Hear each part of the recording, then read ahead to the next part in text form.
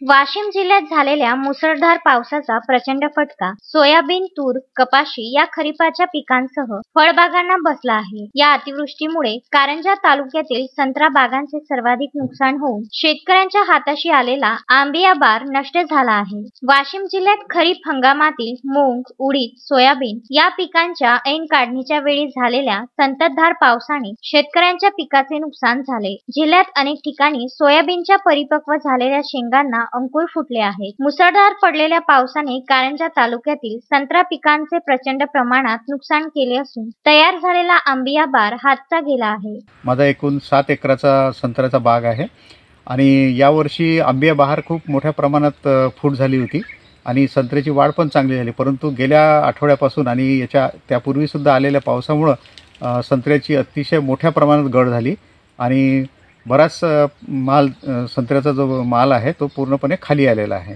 उरलेला माल मी तोडून आणण्याचा प्रयत्न केला।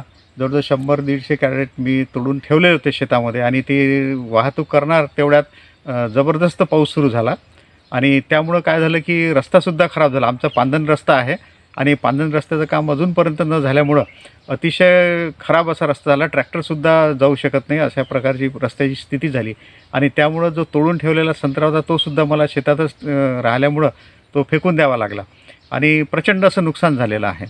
दरवर्षी संत्र्याचा विमा मी काढत होतो। गेल्या 5 वर्षापासून एकही नया पैशाची रक्कम विम्याच्या मार्फत मिळालेली नाही। त्यामुळे यावर्षी कंटाळून विमा न काढण्याचं ठरवलं होतं आणि इतके वर्ष विमा काढला पण कधीही विम्याचा फायदा आम्हाला झालेला नाही आणि त्यामुळे काय झालं की हे नुकसान जे आहे तर या नुकसान भरपाई आम्हाला शासनाने देणं आवश्यक आहे। हे जे मोठ्या प्रमाणात नुकसान झालं तर याची शासनाने तातडीनं दखल घ्यावी आणि संत्रा उत्पादक जे आहेत तर माझ्यासारखे अजूनही काही लोक आहेत तर त्यांनासुद्धा त्याबद्दल नुकसान भरपाई देण्यात यावी। अतिशय प्रचंड असं संत्र्याचं नुकसान झालेलं आहे। वातावरणातील म्हणजे बदलामुळं आणि पावसामुळे रस्ताही खराब झालेला आहे आणि संत्र्याचा जो माल आहे तो शेतातून काढणंसुद्धा कठीण झालेला आहे। उरला जो माल आहे तो सुद्धा आता काढणं शक्य नाही।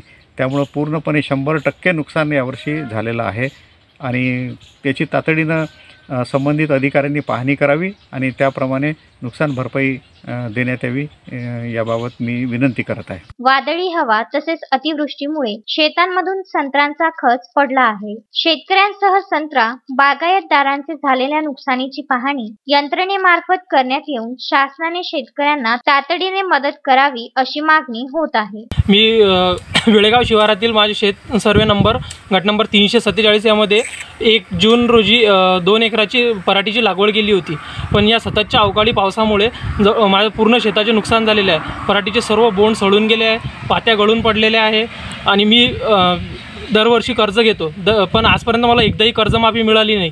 मी रेग्युलर कस्टमर आहे, दरवर्षी कर्ज नियमित परतफेड पण केली पण तरीही मला कर्जमाफी मिळाली नाही। तसेच मी विमा पण काढला आहे पण आजपर्यंत कुठलाही विमा अधिकारी इथे येऊन चौकशी पण केली नाही आणि मला विमा पण मिळाला नाही। राहुल गावंडे, विदर्भ न्यूज, कामरगाव।